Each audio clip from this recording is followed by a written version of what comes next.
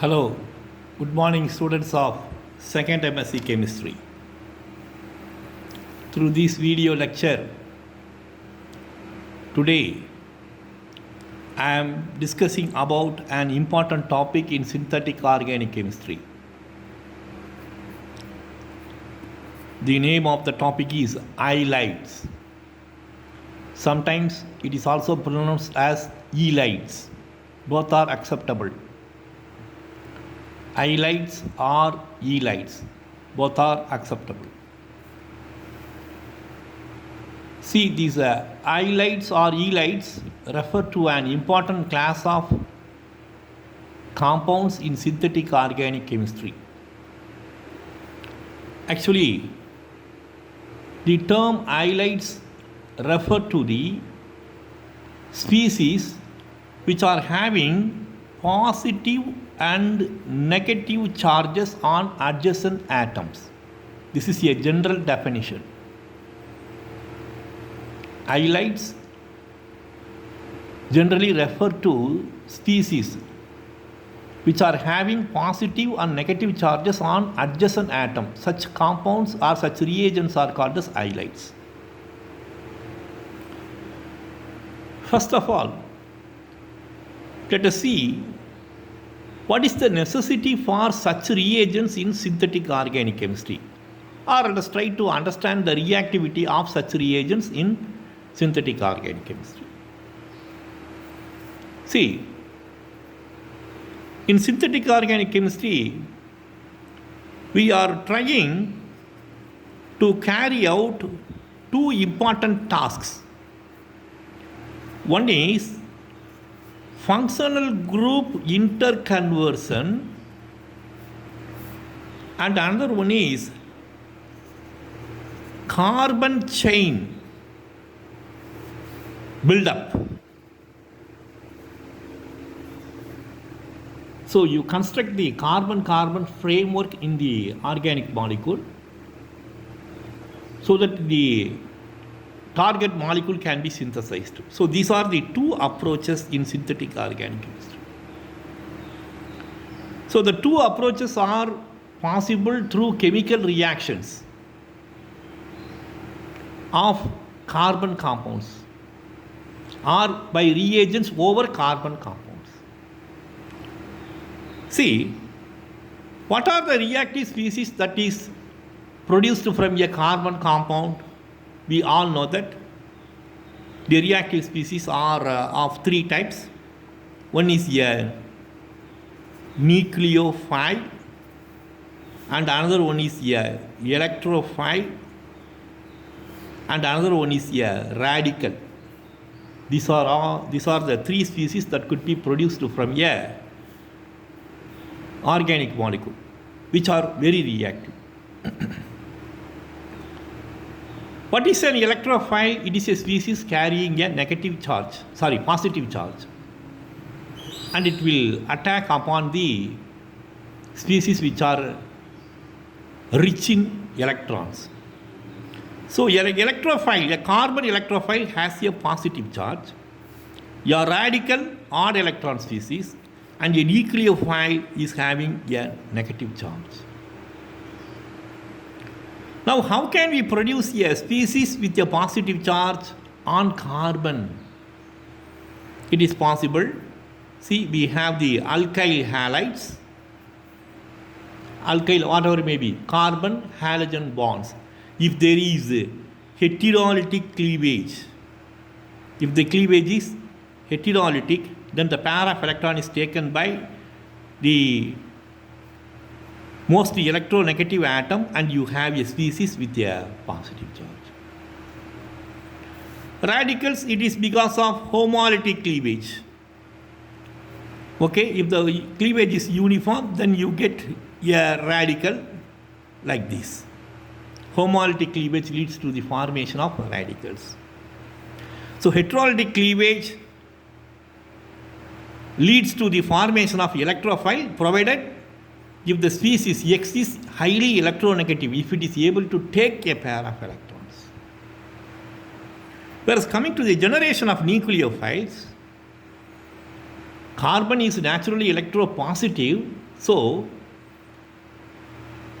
it is very difficult to make the compound to retain the negative charge. How is it possible? It is possible by the heterolytic cleavage of a carbon-hydrogen bond. Suppose if it is treated with a base, very strong base, like lithium or sodium metals, then hydrogen is abstracted, and as a result, you are having a carbanion. See, in the functional group interconversion as well as in the carbon chain buildup, the formation of carbon, here you have a negative charge. The formation of carbanion, that is, a carbon nucleophile, is very important.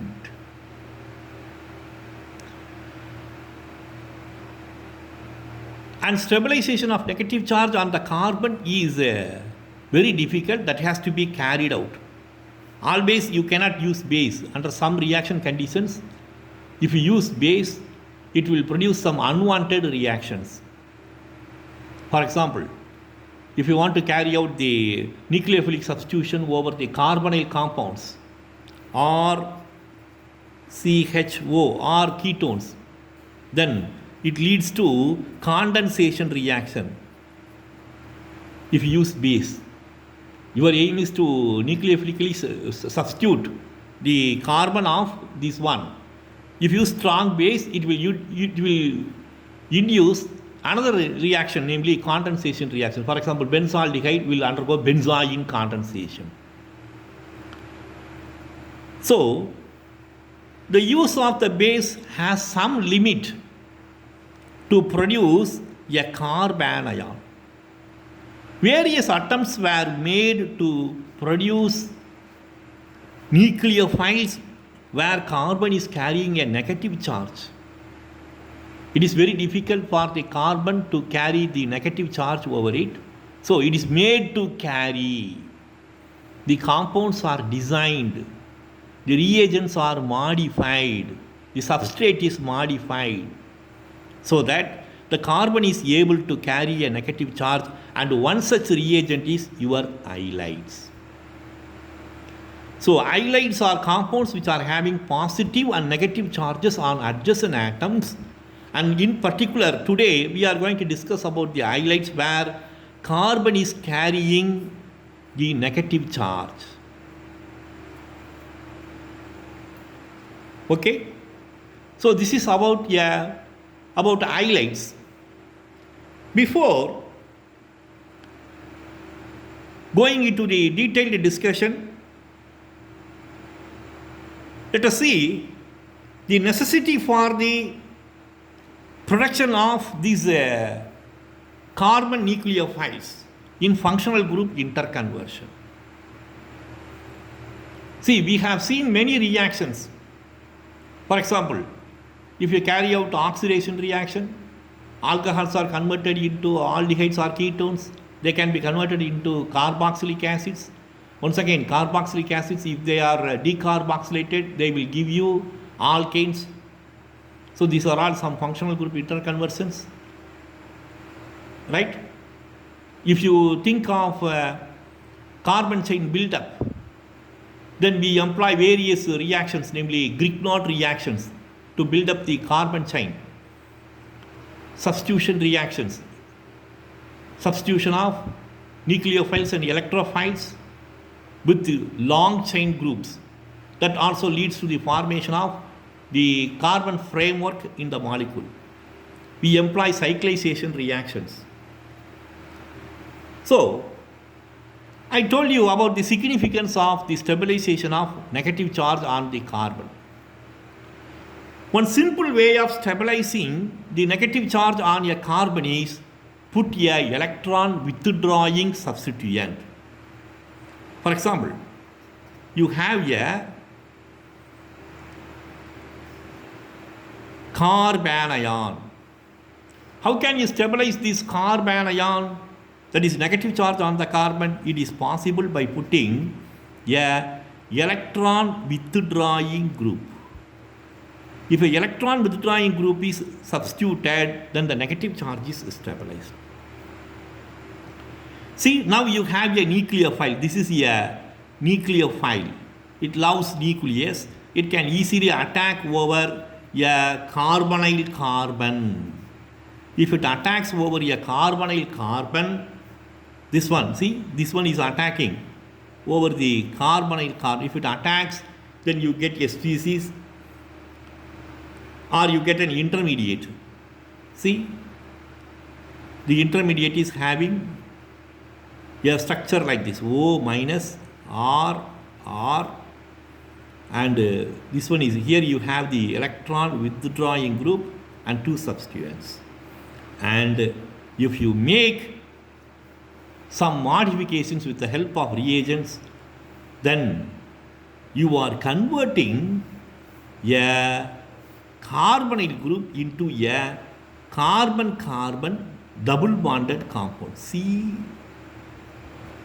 double bond C, Cr.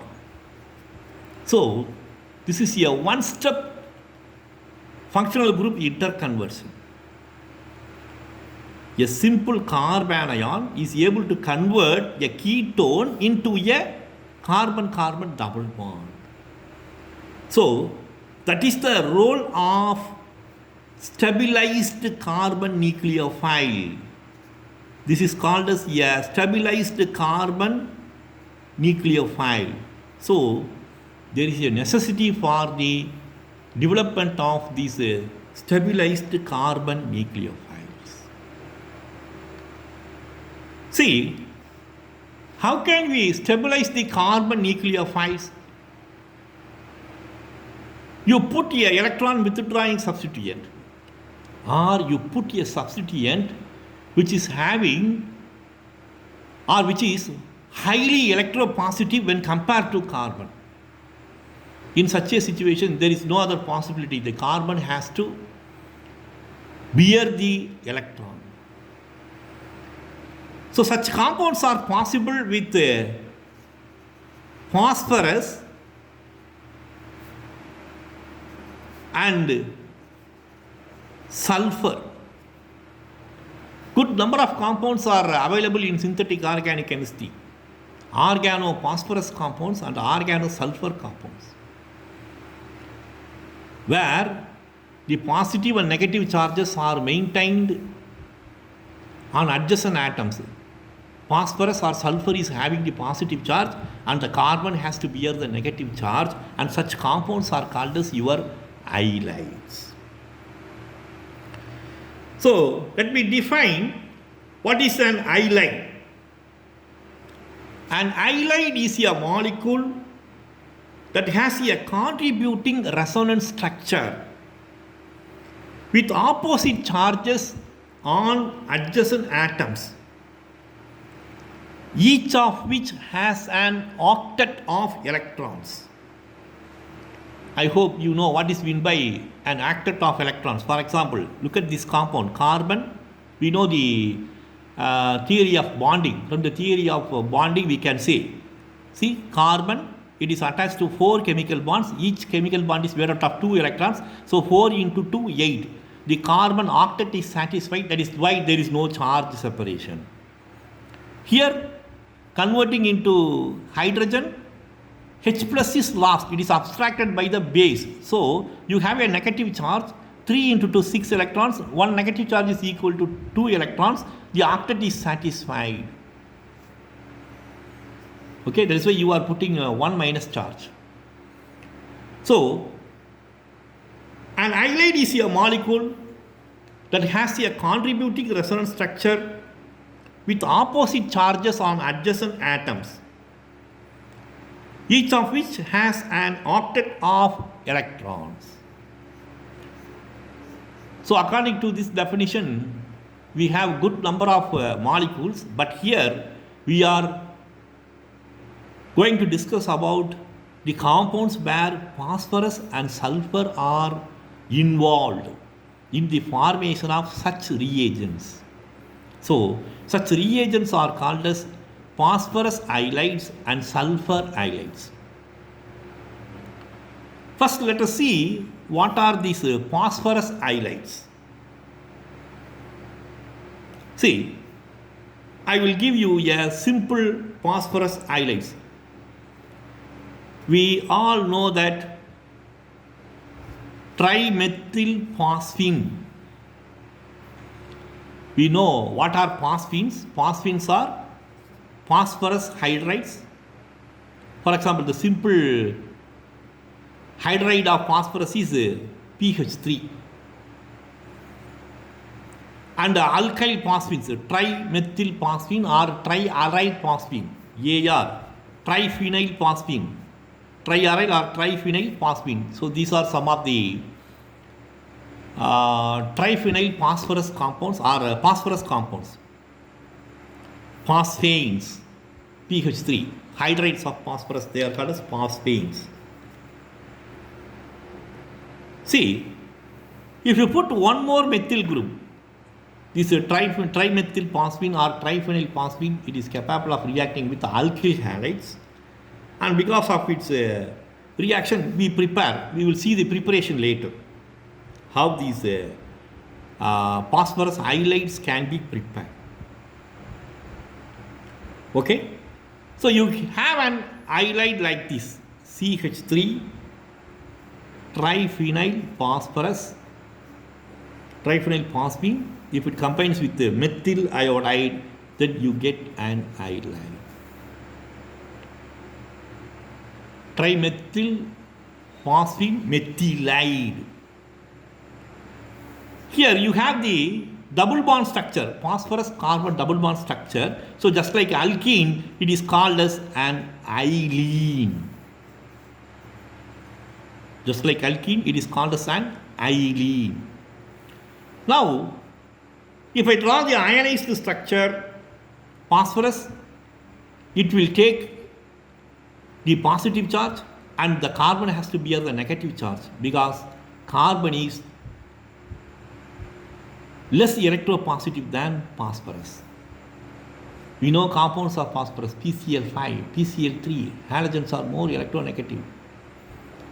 So phosphorus is more electropositive than carbon. Automatically, the pair of electrons shifts to this carbon. As a result, you get a ionized species which is in equilibrium. So trimethylphosphine methylide can be represented in this way also, P plus minus. So here in this ionic structure, we have positive and negative charges on adjacent atoms, namely phosphorus and carbon, and this fits the definition of our halide. Such compounds are called as halides. So this is the halide structure for the phosphorus compound. So this is the ylene form and this is your halide, ylene halide. Now let us see how these reagents can be prepared. See, phosphonium halides,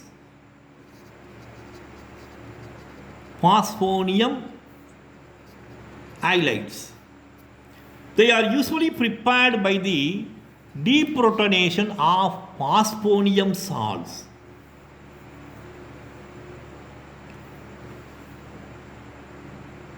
How can we prepare the phosphonium salts? Slightly I have already told you. We are employing compounds like triphenylphosphine or triaryl phosphine or trimethylphosphine. If we treat them with methyl halides, then we are preparing phosphonium salts. If the phosphonium salts lose a proton, we get an ylene or we changes into halides. So halides are prepared from phosphonium salts by deprotonation. For this deprotonation, you require a base. It is only to initiate the reaction. It is only to produce a halide from the phosphonium salts by deprotonation. We are using lithium or sodium or any base. Okay? Now, first let us see How the halide is prepared from triphenylphosphine. PH3 triphenylphosphine. If it is treated with a alkyl halide or CH2X, then you are getting a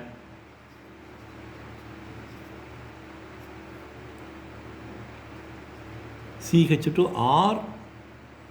See, positive charge on the phosphorus and X minus. No negative charge on carbon now. Where X can be any compound. The alkyl halide can be any compound. It may be a chloride, bromide or iodine, not fluoride. So iodine, bromine or Cl, depending on the reactivity it is given. Iodine compounds are generally prepared. Now, see, when this compound is treated with a base, if you treat it with a base, abstraction of proton occurs, and as a result, we have triphenyl phosphorus CH2R, and ylene is produced. The hydrogen is abstracted, CH2R, sorry, CH, double bond CHR, I forgot the alkyl substitution, so CHR, a hydrogen is abstracted, so you get an alkene. Hydrogen is abstracted, you get an ylene, CH, remember? CH. Now, we can give the halide form, P, CHR, P plus minus.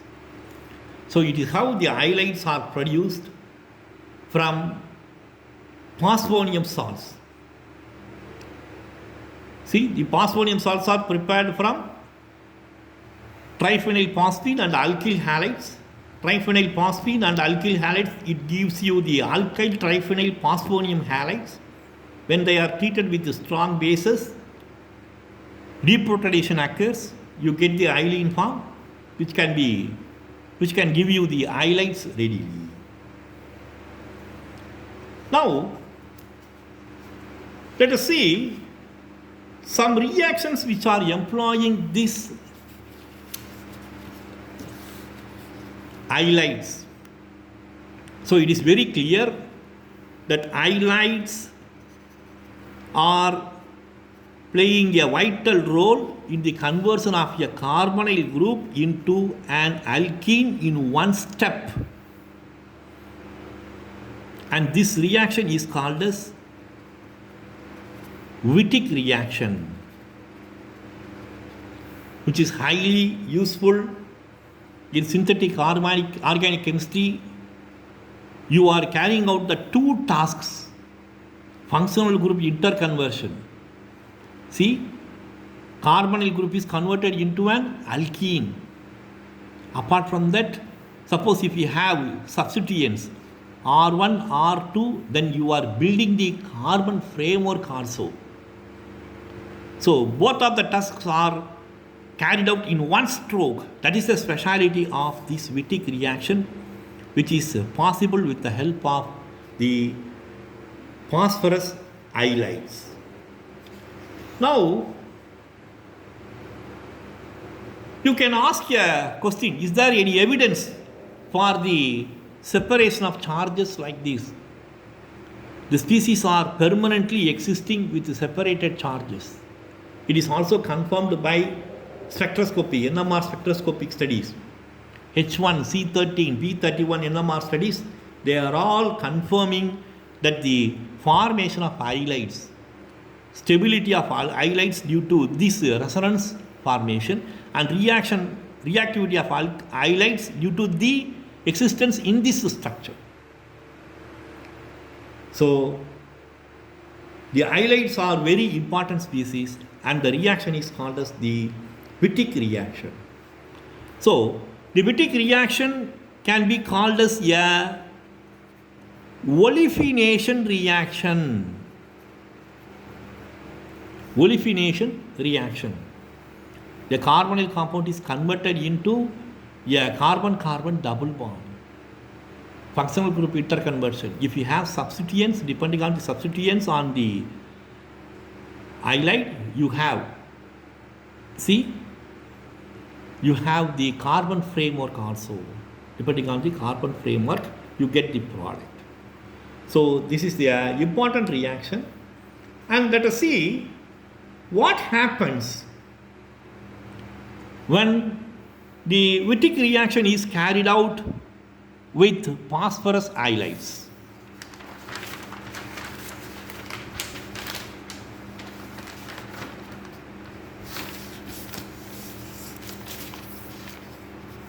Let me explain what is happening in Wittig reaction or the olefination reaction with phosphorus halides. See, we have the halide AR3 triphenyl phosphine halide P plus CH2 minus.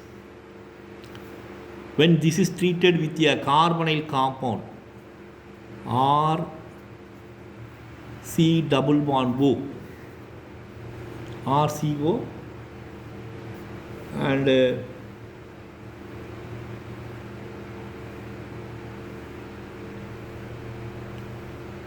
here CH2, here also I put substituents R2, this is our halide, R dash, to differentiate I put R dash,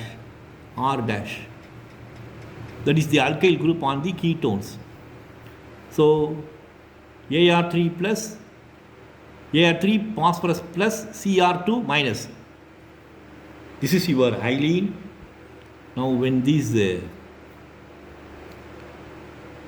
halene, the nucleophilic carbon attacks over this carbon, carbonyl carbon. As a result, we get two types of structures.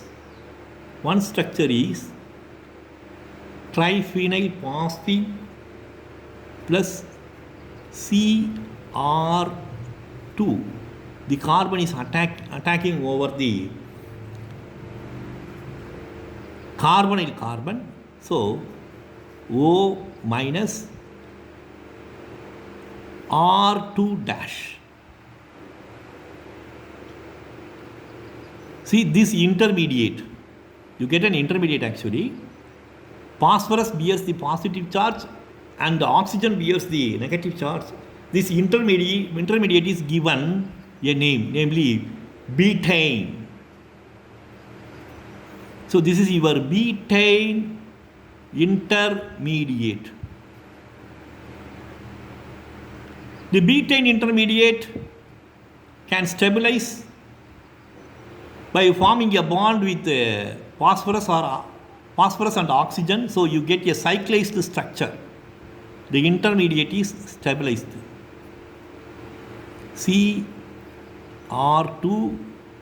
Cr dash twice, and you have oxygen. So this is called as oxophosphatine intermediate, or this structure is called as oxygen and phosphorus bond formation. So this is called as oxophosphatine intermediate. So this one can change into this one, and this one can change into this one. Resonance stabilization, and this leads to any one of these intermediate, whatever it may be. This gives you the triaryl phosphine oxide, that is the fate of our halide, and in addition to this we get the carbon-carbon double bonded compound R2C Cr2 dash.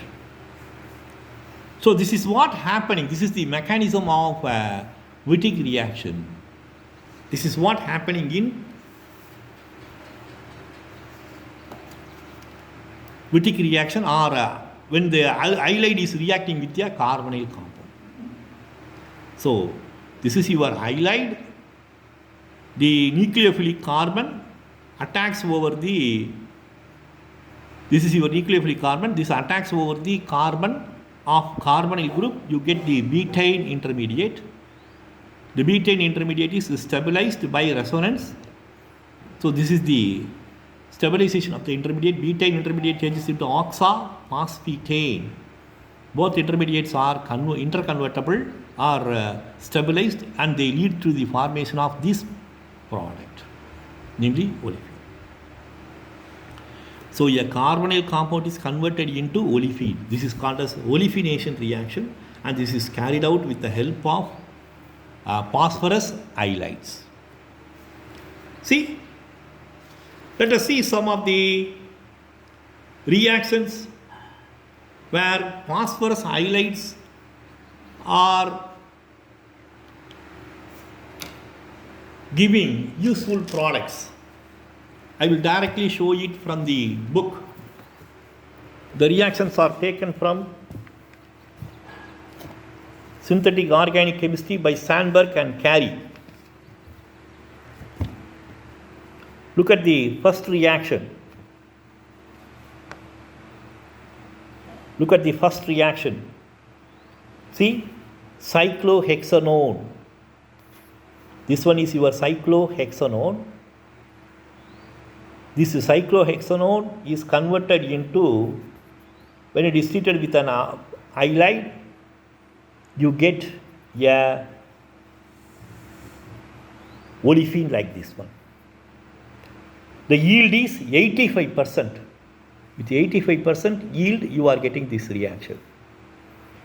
This is a very important reaction in synthetic organic chemistry to show how the carbon chain work can be extended.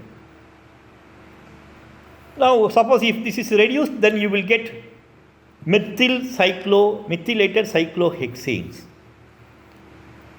Okay, methylated cyclohexanes. Look at the second reaction. See, this is your acetone moiety. You are attaching a acetone moiety over a substrate like this one. So, if you want to put a lengthy carbon chain over the methyl groups of acetone, then go for Wittig reaction. See, C double bond CH, the carbonyl group disappears and you have a lengthy alkyl side chain. The yield is about 56%. The yield is about 56%. Look at the reaction. Another example, benzaldehyde. See, benzaldehyde, methylstyrene, C6H5, CH double bond CH, CH3. If the methyl group is oxidized with mild reagents, then we are getting cinnamaldehyde. If it is further oxidized, we get cinnamic acid.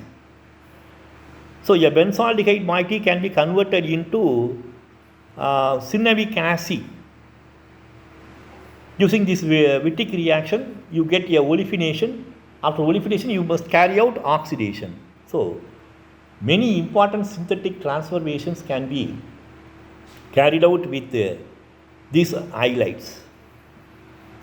And we have another reaction where a moiety like this one is converted into this one, 79% yield. So I show all these reactions only for your understanding. You can also refer the textbook. Suppose if any question is asked, then you have to answer. See, this is an easy conversion. This reaction can be easily removed. 2 equivalents of benzaldehyde. See, C6H5CH double bond CH C6H5. C6H5 CH double bond C6H5. This is the substrate. How can you prepare this substrate? Sometimes questions can be asked. How can you convert benzaldehyde into this one? The reaction is very simple. Go for Wittig olefination reaction. Reaction with phosphorus halides. Cyclohexanone. See, double bond CH, C6H5. So if it is reduced with some reagents, you will get cyclohexyl methylbenzene. So these are all very simple and important transformations to understand the Wittig reaction where phosphorus halides are employed for the conversion. See, this is another reaction. The aldehyde moiety is attached with a alkyl fragment. 86% is the product formation or the yield. 86% yield is in this product. So this is another efficient reaction. See, the reactions are very simple. C6H5CHO benzaldehyde. It is converted into this moiety. It is by this we get unsaturated carbonyl compound. See what ester moiety. It seems to be a ester moiety. If it is hydrolyzed, you will get directly. You need not go for oxidation. If it is hydrolyzed, you will get the unsaturated acid. So these are some of the reactions. Last one is a reaction that is carried out in a cyclic molecule. So good number of reactions are available. Please go through them. It is available in Sandberg and Carey. I will also submit a photocopy of this one. Through this video presentation itself, you can understand the various reactions. I slowly move. If you go through the reactions, then you will understand the Wittig reactions and its synthetic importance. I slowly move. You can also have a glance through these reactions. Try to understand and remember at least a few reactions, some 4 or 5 reactions to show the efficiency and synthetic importance of this Wittig reaction or reactions of phosphorus and sulfur halides. With this, I conclude this class. In the next class, we shall discuss about the sulfur halides and its importance in synthetic organic chemistry. Thank you.